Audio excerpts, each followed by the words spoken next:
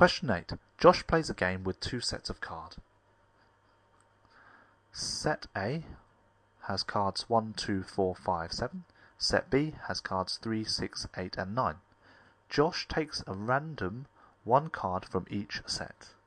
He adds the numbers on the 2 cards to get a total score. Part A says complete the table to show all the possible total scores. So, set A cards, you can get 1 and 3, and that give a total of 4. Set A, you get 1, and from set B you get 6, that's 7. So you just add these numbers. So here you'd add 1 and 8, and the total, he could get 9. He could get 1 and 9, and that give him a total of 10, and so on. So you get cards 2 and 8, that give a total of 10. 4 and 8, that give a total of 12. 5 and 6, total of 11. 7 and 6, total of 13. 5 and 8, total of also 13. 7 and 8, 15. 7 and 9, 16. 5 and 9, 14. 4 and 9, 13. And 2 and 9, 11. Now that is worth 1 mark. You have to get all those values correct. Hopefully I've got them all correct. So, part B says, what is the probability that Josh's total score will be greater than 12? Okay, well let's have a look then. So, oops, right, let's get some purple here. So, what's all the possible outcomes? 4, 5, 7, 8, 10, and you get 7, 8, 10, 11, 13, so on. So how many outcomes are there? 4 by 5.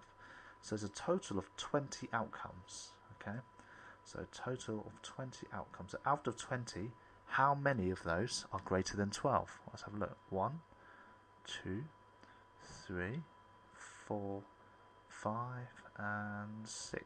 Okay, 12 doesn't count because that's not greater than 12. So that's 6 outcomes out of 20 are greater than 12, and that's the final answer. Now you could have also put 0.3 if you wanted. Now this is worth 2 marks. Okay, where does those 2 marks come from? The first one is the denominator of 20.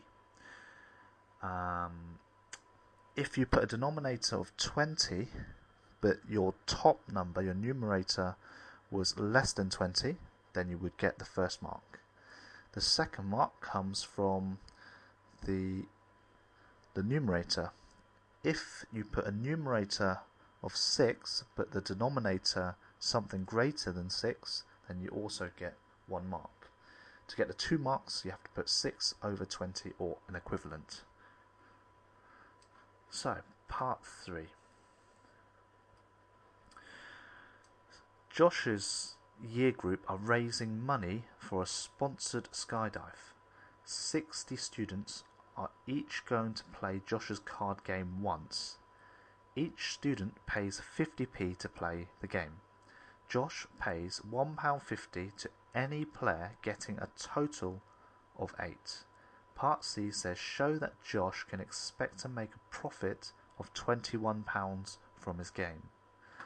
Okay, so first of all, let's have a look at how much Josh is going to take from his friends first of all. So there's 60 students playing.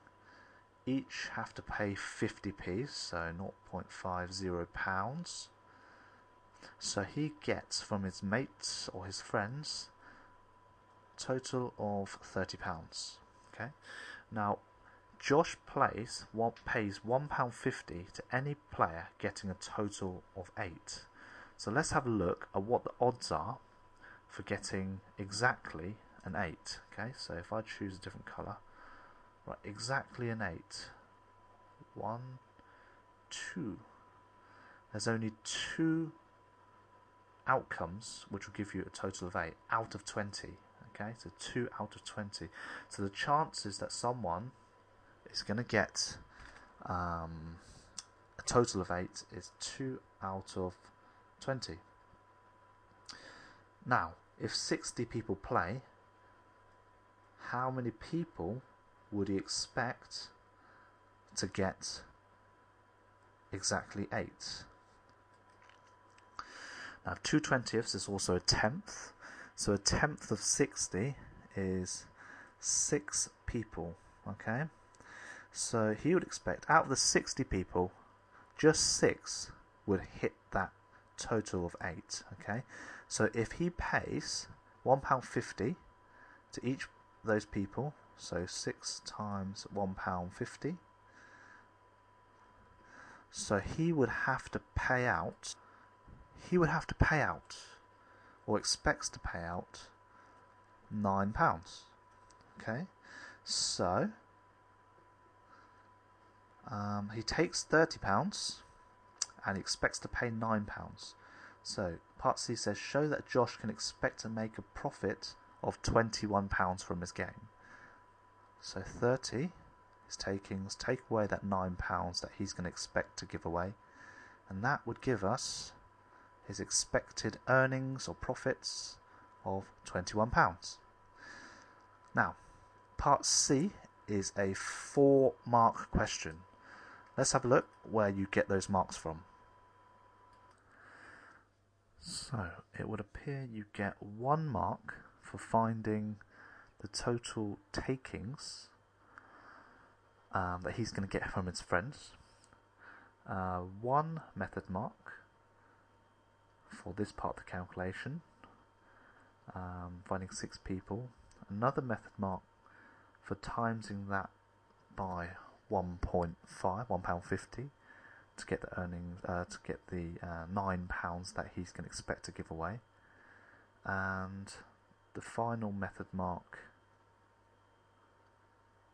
here, showing that £30 take away £9 would give him the £21 profit that he's expecting. And that's it.